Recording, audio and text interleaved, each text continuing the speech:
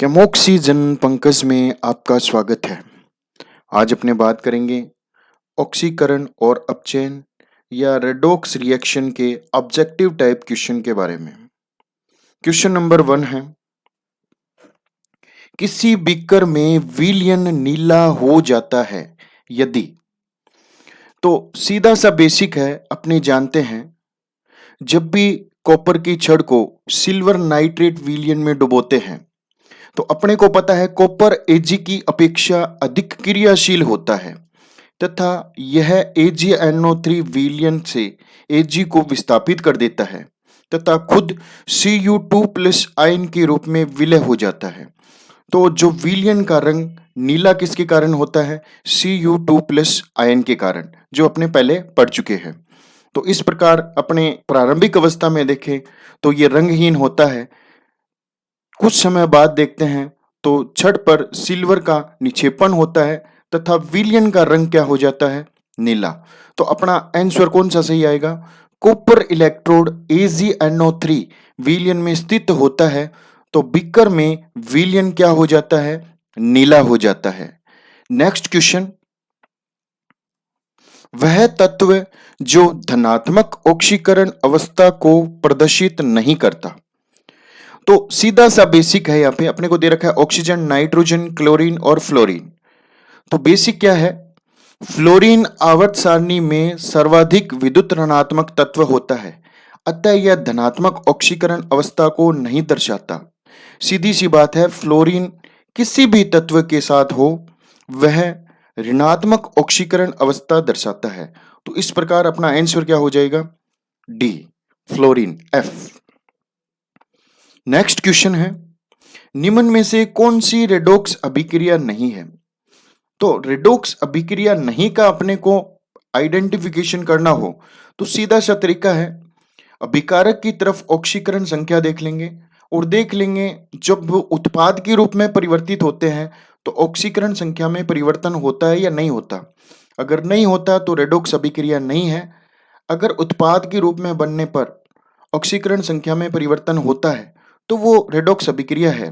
जैसे यहाँ पे अपने एग्जाम्पल देखें तो जो CaCO3 है उसमें देखिए कैल्शियम +2 है और कार्बन कौन सा ऑक्सीकरण अंक प्रदर्शित कर रहा है? +4, और ऑक्सीजन -2 होता ही है।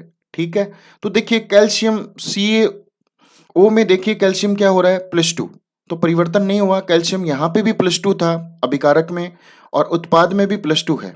अब इधर की तरफ जाइए, कार्बन की तरफ, अभिकारक में भी +4 था और उत्पाद में भी क्या है? +4। ऑक्सीजन इधर भी -2 है और इधर भी साइड में -2 है। तो इसका मतलब चूंकि किसी भी स्पीशीज की ऑक्सीकरण संख्या में कोई परिवर्तन नहीं है अतः यह रेडॉक्स अभिक्रिया नहीं है। तो इस प्रकार अपना ऑप्शन कौन सा सही हो जाएगा? Option number C, CaCO3 converted into CaO plus CO2। Next question है, एक रेडॉक्स अभिक्रिया चित्र में दर्शाई गई है, अभिक्रिया को पहचानिए। तो यहाँ पे अपने को चित्र दिया गया है क्वेश्चन में, एक धातु की छड़ दी गई है, उसे एक नीले विलयन में डाला गया है और थोड़ी देर बाद में देखते हैं जो नीला विलयन है वो क्या हो जाता है? रंगहीन विलयन, और छड़ पर भूरा निक्षेपण होता है। तो इसमें देखिए सीधी सी बात है, जब भी अपने जिंक की छड़ को कॉपर नाइट्रेट विलयन में, यहाँ पे कॉपर सल्फेट विलयन भी ले सकते हैं, तो कॉपर सल्फेट विलयन में जिंक की छड़ को डुबोते हैं तो जिंक का ऑक्सीकरण होता है और जिंक किस में बदल जाता है? Zn2+ में ऑक्सीकृत हो जाता है। और विलयन में उपस्थित जो Cu2+ है वो Cu में अपचयित हो जाती है, इलेक्ट्रॉन ग्रहण कर लेती है यहाँ से जिंक से आने वाले, और जिंक की छड़ पर जमा हो जाते हैं कॉपर, क्योंकि वो Cu2+ से किस में परिवर्तित हो गए? Cu में। तो Cu2+ इधर की तरफ ट्रांसफर हो गया और जिंक Zn2+ आ गया इधर की तरफ। तो Cu2+ के कारण विलयन का रंग नीला होता है और विलयन से Cu2+ चले गए, जिसके कारण विलयन कौन सा हो गया? रंगहीन कलर। तो इस प्रकार यहाँ पे अपना आंसर कौन सा सही हो जाएगा? Zn किस में बदल गया? Zn2+ में, और Cu2+ किस में बदल गया? Cu में। तो आंसर नंबर कौन सा सही हो जाएगा? अपना ए। नेक्स्ट क्वेश्चन है, बीकर में होने वाली रेडॉक्स अभिक्रिया को पहचानिए। तो यहाँ पे अब की बार थोड़ा चेंज कर दिया, धातु की छड़ दी है, विलयन दे दिया अपने को रंगहीन, और थोड़ी देर बाद में धातु की छड़ पे चमकीला सिल्वर निक्षेप बन जाता है और विलियन कौन से कलर का हो जाता है? नीला। अपने स्टार्टिंग वाले क्वेश्चन में इसकी स्टडी की थी भी। जो कॉपर होता है वो एजी की अपेक्षा अधिक क्रियाशील होता है, अभी अपनों ने देखा था, तथा वह अपने लवण विलयन से एजी आयनों में बदल जाता है। तो कॉपर क्या होता है? एजी की अपेक्षा अधिक क्रियाशील होता है, जिसके कारण कॉपर यहाँ से इलेक्ट्रॉन का रिजेक्शन करता है और Cu2 प्लस आयन विलयन में चले जाते हैं और Ag प्लस आयन किस में बदल जाते हैं? इधर से Ag में, जो सिल्वर का निक्षेपण होता है छड़ पर, चांदी का। तो इस प्रकार विलयन में पहले Ag था, सिल्वर नाइट्रेट था, जो किस में बदल गया? कॉपर नाइट्रेट में। और कॉपर नाइट्रेट विलयन कौन से कलर का होता है? नीले रंग का। कहने का मतलब है Cu से Cu2 प्लस का ट्रांसफर किधर की तरफ हो जाता है? विलयन की ओर। तो इस प्रकार अपना आंसर कौन सा सही हो जाएगा? Cu किस में बदला है? Cu2 प्लस में, और Ag प्लस किस में बदला है? Ag में। तो रेडॉक्स रिएक्शन क्या हो जाएगी? Cu प्लस 2Ag प्लस, और किस में बदल गया? Cu2 plus plus 2Ag। Copper देखो किस में बदल गया? Cu2 प्लस में, और 2Ag प्लस किस में कन्वर्ट हो गया? 2Ag में। तो अपना आंसर कौन सा सही हो जाएगा? Answer number B. Next question है, निम्न में से कौन सी असमानुपात अभिक्रिया है? सबसे पहली बात अपने को ये पता होना चाहिए असमानुपात अभिक्रिया होती क्या है।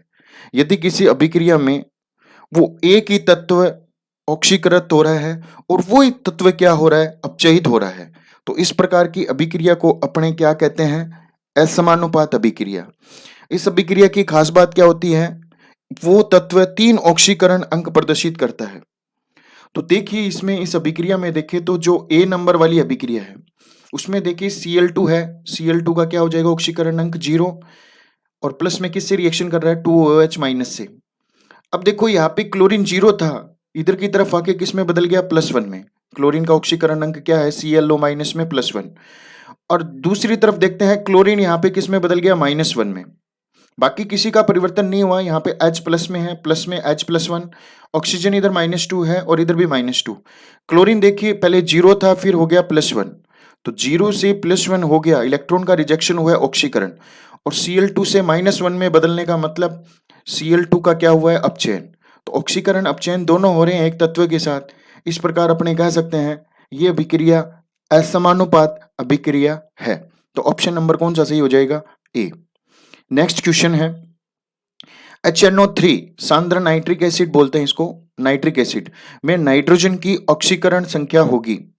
तो ऑक्सीकरण संख्या अपने को निकालना भी आता है, कैसे निकलती है? HNO3 है, हाइड्रोजन का लिख देंगे +1, नाइट्रोजन हो जाएगा X, और ऑक्सीजन हो जाएगा -2, और कितने से मल्टीप्लाई कर देंगे? 3 से। और अपने को पता है कंपाउंड का ऑक्सीकरण अंकों का जो योग होता है वो 0 होता है, तो इक्वल आ जाएगा 0। +1 का +1 आ जाएगा, फिर X माइनस में आ जाएगा 6, माइनस में इसलिए हो गया 3 इंटू -2 है, अब इक्वल आ जाएगा 0। X को इधर की तरफ ले जाएंगे 6 - 1, और आंसर आ जाएगा +5। तो इस प्रकार नाइट्रोजन कितना हो जाएगा? +5। ऑप्शन नंबर बी सही होगा। नेक्स्ट क्वेश्चन है, ऑक्सीजन की +2 ऑक्सीकरण अवस्था निम्न में से किसमें है? तो अपने को पता है ऑक्सीजन OF2 के साथ +2 ऑक्सीकरण अवस्था प्रदर्शित करता है, जबकि O2F2 के साथ +1। ये दोनों ही बहुत मोस्ट इंपॉर्टेंट कंपाउंड है, OF2 और O2F2। तो यहाँ पे अपने +2 किस में होती है ऑक्सीकरण अवस्था ऑक्सीजन की? OF2 में। तो आंसर नंबर सही हो जाएगा सी। नेक्स्ट क्वेश्चन है, वह यौगिक जो ऑक्सीकारक तथा अपचायक दोनों का कार्य करता है। तो यहाँ पे ऑप्शन नंबर अगर बी की बात करें H2O2, तो H2O2 किस में विघटित होता है? H2O प्लस O2 में। तो H2O2 में हाइड्रोजन होता है +1, ऑक्सीजन होता है -1। अब आगे देखिए, हाइड्रोजन किस में बदल गया? +1 में, जबकि ऑक्सीजन किस में बदल गई? -1 से -2 में। और आगे की तरफ जाते हैं तो O2 बदल गई 0 में। तो देखो ऑक्सीजन का यहाँ पे -2 में बदलना क्या हो गया? -1 से -2 में अपचयन, और -1 से 0 की तरफ बदलना ऑक्सीकरण। तो इस प्रकार एक ही तत्व दो ऑक्सीकरण अंक प्रदर्शित कर रहा है। इसका मतलब ऑक्सीजन यहाँ पे ऑक्सीकरण की भांति व्यवहार भी कर रहा है और अपचायक की भांति भी। तो अपने कह सकते हैं इस प्रकार O2 H2O2 में ऑक्सीजन दाता ऑक्सीकारक की भांति व्यवहार कर रहा है, तथा ऑक्सीजन ग्राही इलेक्ट्रॉन लेने का काम भी कर रहा है, अपचायक दोनों है। तो इस प्रकार यहाँ पे H2O2 ऑक्सीकारक तथा अपचायक दोनों का कार्य करता है। तो ऑप्शन नंबर अपना सही हो जाएगा बी। नेक्स्ट क्वेश्चन की बात करें, निम्न में से कौन प्रबलतम ऑक्सीकारक है? तो ऑक्सीकारक है मतलब इलेक्ट्रॉन ग्रहण करने की प्रवृत्ति ज्यादा किसमें है? तो हैलोजन तत्वों की ऑक्सीकारक क्षमता का घटता हुआ क्रम देखें तो क्या होता है, फ्लोरीन सबसे अधिक ऑक्सीकारक, उसके बाद में क्लोरीन, उसके बाद में ब्रोमीन और I2। तो ऑक्सीकारक क्षमता सबसे अधिक किसमें होती है? फ्लोरीन में। तो अपना आंसर कौन सा सही हो जाएगा? F2। प्रबलतम ऑक्सीकारक कौन सा हो जाएगा पूरी आवर्त सारणी में? F2। और प्रबलतम अपचय कौन हो जाएगा? लिथियम। ये भी क्वेश्चन बहुत मोस्ट इंपॉर्टेंट है। नेक्स्ट अपने चलते हैं, निम्न में से कौन सा दी गई रेडॉक्स अभिक्रिया के बारे में सही है? यहाँ पे अभिक्रिया दी गई है SnCl2 प्लस 2FeCl3 और SnCl2 बदल रहा है SnCl4 में और FeCl3 बदल रहा है FeCl2 में। अगर इस अभिक्रिया की बात करें तो SnCl2 में देखिए SnCl2-1 होता है, Sn हो यहाँ पे 3 हो गया +2 और FeCl3 में क्लोरीन -1 होता है, ये फिक्स है यहाँ पे, तो ये हो गया +3 और SnCl4 में यहाँ पे जो Sn हो गया वो +4, FeCl2 में क्लोरीन 2 है तो हो गया +2। तो Sn +2 से किस में बदल रहा है? +4 में। तो Xn की ऑक्सीकरण संख्या +2 से +4 तक परिवर्तित होती है। तो इसका मतलब +2 से +4 की तरफ। तो इसका मतलब क्या हो रहा है? ऑक्सीकरण, ऑक्सीकृत होता है। तो ऑक्सीकृत होता है इसका मतलब ये अपचायक अभिकर्मक के रूप में कार्य कर रहा है यहाँ पे SnCl2।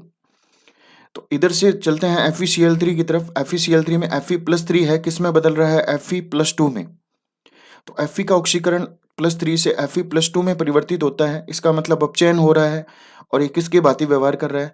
ऑक्सीकारक अभिकर्मक की भांति। तो ऑप्शन नंबर सही कौन सा हो जाएगा? अगर चारों में अगर अपने पढ़ के देखें तो SnCl2 ऑक्सीकृत है तथा FeCl3 ऑक्सीकारक अभिकर्मक के रूप में कार्य करता है। तो SnCl2 क्या है? ऑक्सीकृत और FeCl3 क्या है? ऑक्सीकारक अभिकर्मक के रूप में कार्य करता है। देखिए यहाँ पे किसकी भांति कार्य कर रहा है? ऑक्सीकारक अभिकर्मक की भांति। तो अपना आंसर नंबर सही हो जाएगा ए। Okay bye. और पार्ट के बारे में अपने बात करेंगे नेक्स्ट।